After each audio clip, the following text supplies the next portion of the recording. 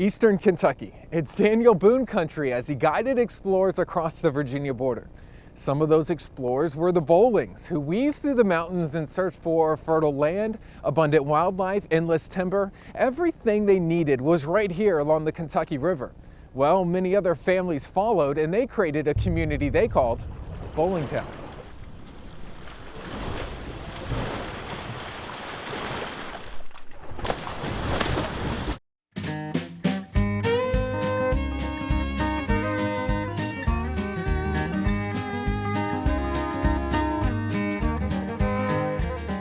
Bowlingtown in its early days was a small settlement, and it was founded primarily around a good, full spring. So there was a fresh supply of water, there was broad open lands on the banks of the river there. So it started out as a small settlement, and over time, as families grew, had more children, had more area that was cleared, more crops put in, Bowlingtown was a vibrant, thriving community with schools, businesses, homes, everything you could imagine in a community that they would need. Blacksmiths, everything that was needed was in Bowlingtown. Just a little bit of paradise, just a little hunk of heaven, located between the mountains, a river running through it, where families lived, played, laughed, learned together. I guess the thing I loved more than anything was my children be delivered by the Frontier Nursing Service. The Frontier Nursing came over on horseback and delivered her babies. And I thought that's awesome. It was almost always the same lady. So they had to put up a little memorial picture of her in their little museum in there that delivered the babies. They're just good people. Made it special. And their love of this place. It's special because it's where it began for all those people that lived in this valley. Their first school was up here where the lodge is, and their second school was where our bathhouse is. And then out from it was the diamond mound, and that point that goes out where those trees are at is where they had an apple orchard. I forget who owns it. I think it was the Daytons. And it was pretty neat. And it was just like paradise where we lived here. We could come out our front door and come down the walk and go on the campus and play anytime we wanted to. We could go on down to the riverbank and we could fish and had a good time doing that. Me and my brother, we used to fish. And you think, how can that many people live in 2 rooms? Well, we did. Mother had it was so nice the way she had it decorated, and she was very persnickety about how her home looked and where everything was placed and how we were to behave, and we had a wonderful life there. I guess close quarters made close relationships. It was wonderful, it really was. For many years, the river was the source of so much. The floods came each year. It brought new fertile soil that covered their fields. The river provided fish. It also provided transportation for the logs that they were cutting to take downstream to make money. Steep mountains that also grew their corn, the steep mountains that also sheltered them from the outside influences in a lot of ways, also caused the water to run off quickly. So flooding was a consistent problem. As far as you can go back, there are stories of flood issues in Eastern Kentucky. That same river that had been such a blessing for so long, that Kentucky River that had been the reason they settled there to start with, ultimately was their undoing. Flooding. As the #1 weather concern here in Eastern Kentucky, it causes more damage and results in more deaths than any other type of hazardous weather. Today, we have Doppler radar, satellite imagery, a widespread network of weather observations and river gauges. But back in the 1950s, that didn't exist.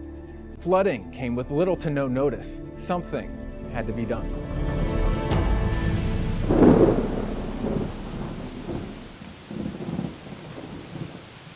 One of the largest floods on record for Eastern Kentucky is the 1957 flood.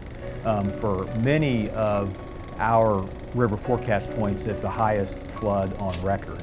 And for most others, it's probably in the top, at least in the top 10, if not in the top 5.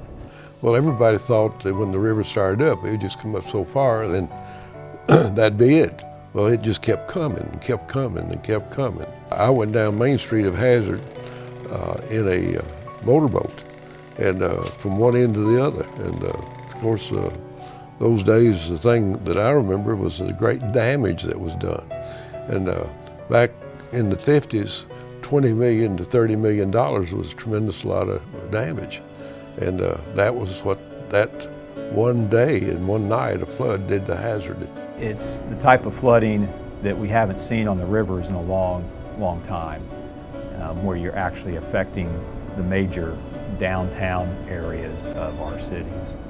And finally, the Corps of Engineers got around to doing something about it. The Flood Control Act of 1938, Congress gave the government, the Army Corps of Engineers, the authorization to construct flood control projects along the Ohio River Valley. Buckhorn Dam is one of those. And that long series of floods finally coincided with really a New Deal program called the TVA. The TVA had successfully dammed and stopped flood and erosion issues in the Tennessee Valley.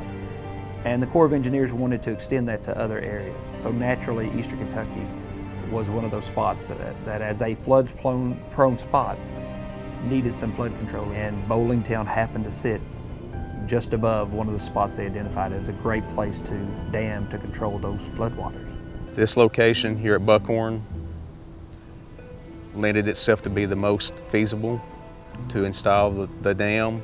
It was the most sturdy with the subsoils and substrates. It was also the easiest location to install a well, I wouldn't say the easiest, but the most logical location to install the emergency spillway. There had been rumors for some time, and people in the community knew that there were people looking around, that they had surveyed the river, that they were looking for places to dam, they were looking for places that would be suitable to build these structures to hold and impound the water. I don't really think they knew fully what was coming until they started buying land. But until they started buying piece by piece by piece by piece, until they started going through the public hearings for condemnations of land and those kind of things like that, I don't really think they thought the project would ever happen. Because you have to remember, since the 20s they had been talking about building dams. Nothing had happened. Nothing had happened. No, it was discussed, there were plans, but nothing ever happened. And I think many of them thought in the same way nothing would happen this time either. But the government, the Corps of Engineers, Congress appropriated enough money, got enough funds, and this time their worst fears came true. When I first heard the stories of the Army Corps of Engineers coming in and needing to make the dam, I was a little worried because I know how my family, I've got a large family, and I thought, man, if they're hard with this is going to be hard. How do you suddenly one day say, okay, pack up and leave? If your entire existence is tied to that piece of property, where do you go? A lot of people found other places to live. Most everybody found someplace locally. But so many people were so hurt by what happened at Bowlingtown, they simply loaded up the truck and went to Ohio. Indiana, Indianapolis, Michigan, and a lot of people went to Michigan. And they had their families there, so they didn't come back and had no place to come back to. When they bought their places, they didn't give them enough to go nowhere and build like they should have been able to.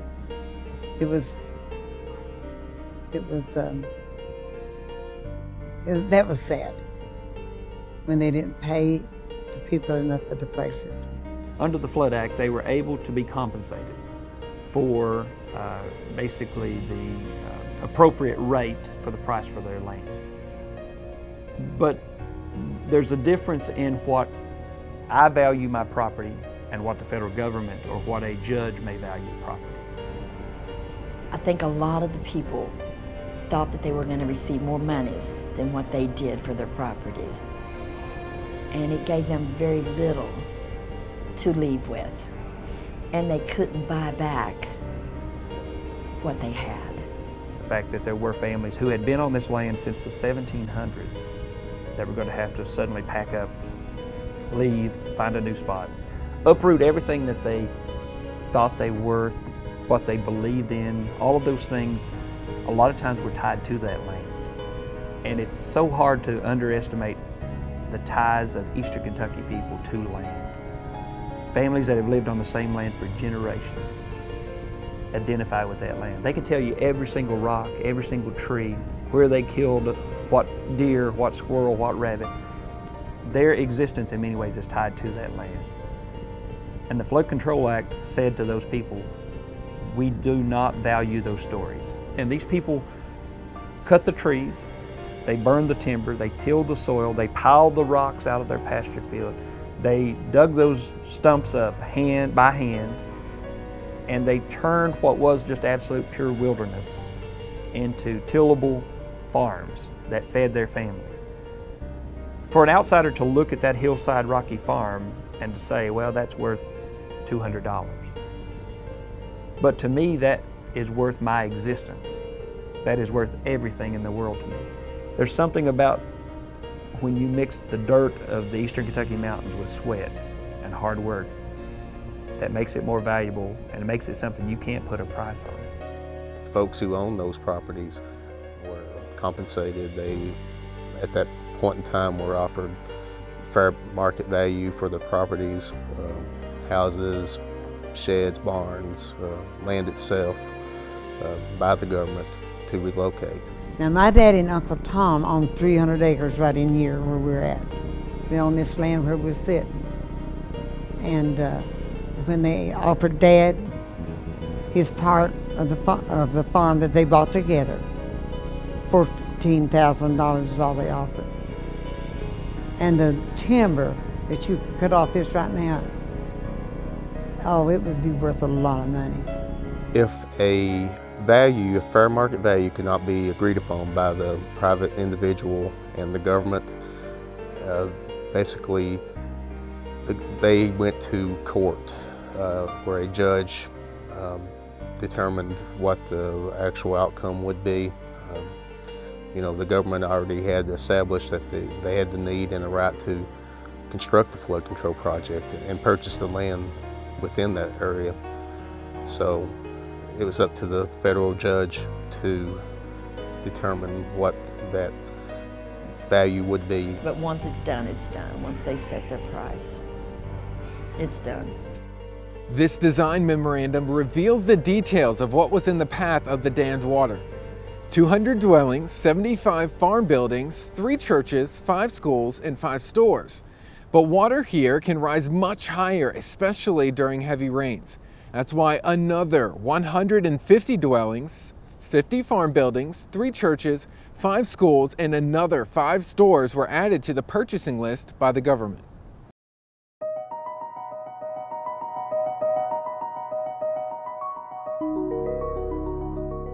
We have the ability to back up 80 plus feet of floodwater, vertical elevation. That is a very high flood. That's maximum flood pool. Those graves or anything within that area around this lake would be in jeopardy if they were allowed to remain in that area. Therefore, any graveyards, cemeteries in those areas, they had to be removed, relocated. My mother went to a meeting trying to get them not to move the bodies. And that's one thing people regretted a lot, when they moved some of the bodies. Those had to be removed just for the simple reasoning that the lake was designed to withstand that type of flood event. Just because we have not done so to date doesn't mean that it could not happen next week, next year, or 100 years from now. But it does have the ability to do that. And you know, the government did not want to have any grave sites flooded. Where our mini golf is today and the lower picnic shelter was their cemetery. And they had, before the Army Corps could put in the dam, they had to move the graves, and they moved them across the lake. There's 3 cemeteries across the lake, and that's horrible. There is a memorial stone that's placed there in memory of those people who were laid there to rest but had to be moved. It's a putt-putt golf course. The park is always just give them as many boats as they need to get the family over and get the casket and everything over so they can do it. But in the winter months after the lake goes down, they have to contact the Corps. The Corps has to stop holding the water to get enough water. And if we don't get enough rain or enough water from upstream, they have to try to carry it. And I've seen them with just a chain of people, and they carry the casket as far as they can, and they pass it to other people, and trying to get through the mud and to get it across, and then they put it on a 4-wheeler and try to load it up. So that part it makes it sore on them, and I can understand why. You're already in a bad place, and then having to do all that just to get to bury someone that you love. When you can walk into a cemetery and identify 5, 6, 7 generations in a cemetery, and suddenly the Corps of Engineers is going to say, we're going to dig those up, and we're going to move them somewhere, and we're going to rebury them, and we're going to tell you that this was Grandpa. There's something about that. There's a deep-rooted Eastern Kentucky belief that you pay respect to graves, you don't disrupt graves, you don't disturb graves, and that was probably the most difficult aspect of it for many of the families there, because how do you uproot a generation of people? How do you dig up their memories, the earthly forms that they love, and move them someplace that maybe they didn't want to be?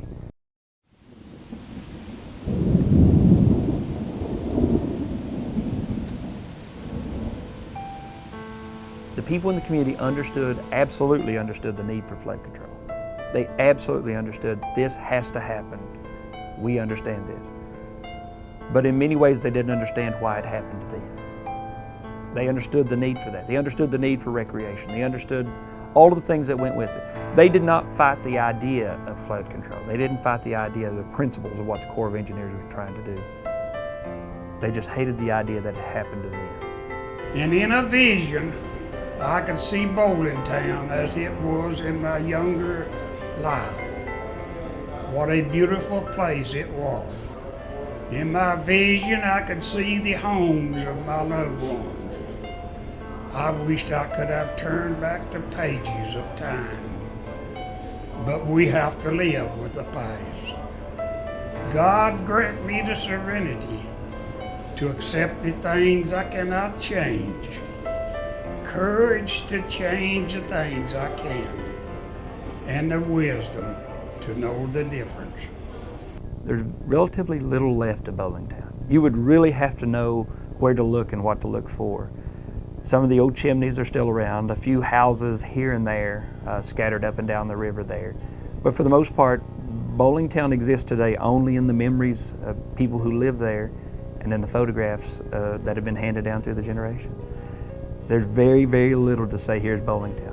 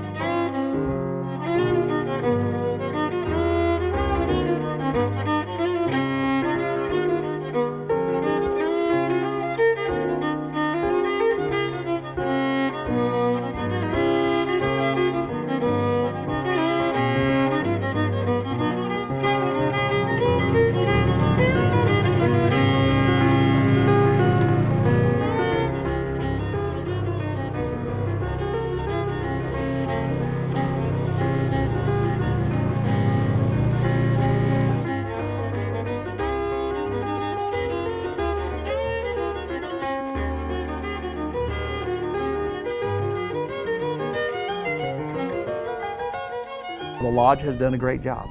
They've been very cooperative and worked very hard with the Bowling family to make sure that what happened there is never forgotten. So you have a few interpretive signs, you have a few historical signs, you have a display dedicated that shows what the houses look like, that there are some miniature houses that are constructed to kind of give you an idea of what Bowlingtown looked like. Now this is Arlie Bowling's barn. His name is Anston McIntosh Jr., and he made all those in his garage. It was a little bit small garage, and they're not made to scale, so to speak, to the actual sizes of their homes, but the replicas are so close. It was very, very heartwarming when we did the dedication in that May. It's been a couple of years ago. We had all the family down, and they had their little Polaroid shots of their moms or their grandparents' place, and tears are flowing, you know. They just couldn't believe how close his models matched, and he says he did it all by memory. These models are on exhibit at Buckhorn Lodge, which is the centerpiece of a state park that was dedicated just 1 year after dam construction completed back in 1960. Folks from across Perry County and surrounding areas came out to witness the start of a state park that is providing endless recreation and a dam that is keeping today's river communities safer. This lake is designed to take the brunt of a flash flood or a localized flood event within its 409 square mile watershed. And if you look back through historical records, the frequency of large river floods was greater prior to the dams and some of the other flood control measures that were put in place. It doesn't mean we still can't get large river floods. We've had some large river floods in recent years. 1984 was a big flood, 1977 another big river flood year. But year in and year out now, we see a lot of flash flooding, but we haven't seen as many of the large river floods. When the lake was constructed, the cost was approximately $12 million. To date, the lake has helped to minimize flood damages along the Kentucky River in excess of $70 million. The last stop before the park, right there in Chavy's, all the little stores along the way really benefit for the state park being here. People stop on their way. They've got to get their fuel and their snacks and everything before they get here, and ask questions about the local area, what they can do, and things that they can see.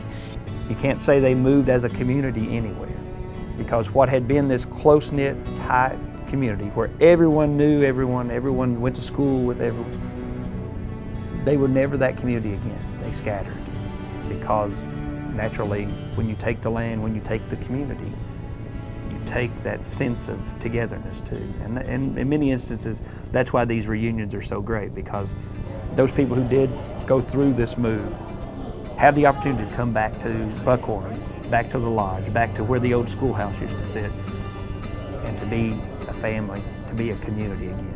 That's why there's so many people at those reunions, and that's why they're great. My daughter and my granddaughter are here this evening with me, and they didn't experience what I experienced here, and I didn't experience what my Uncle Charlie and Uncle JT and Uncle Don and my mother did. Those people kept it alive for me, and now I in turn will keep it alive for my family, and I hope it just continues. Of course they're sad because this is their home, but they look at it different, especially the different generations, maybe not so much their grandparents, but the next generations. They call it a home away from home. We have a place that we can still visit and go to, and so that part of it makes it great. They'll sit in the lobby, and it is so funny. We'll set up card tables for them, and they'll get into these root tournaments. And they just go crazy, and it is so fun. You'll come over and you'll hear them, and you'll have a big root tournament going on over here, and then right in front of the fireplace they'll have it going, and they act like it's their living room, which I love, because it just, that's what I want. It's for the community, and to know that the families love it makes it extra special.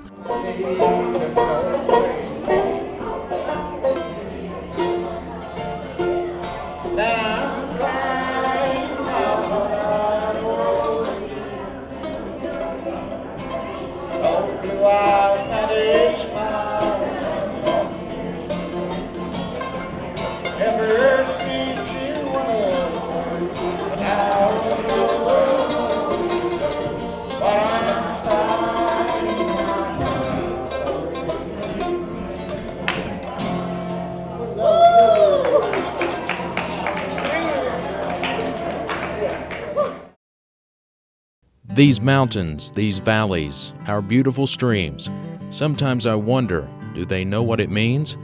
To leave them behind us, separate lifelong friends, some who may never see each other again.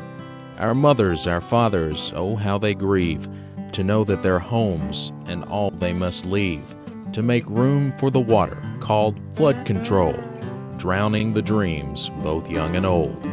As the water rises, so do our fears, that the waiting is over, separation is near. But as we depart, let us leave with a prayer, that we all meet again, someday, somewhere. It doesn't matter how far I travel in this life, or where I spend my final days. Bowlingtown will always be close by, never more than one special memory away.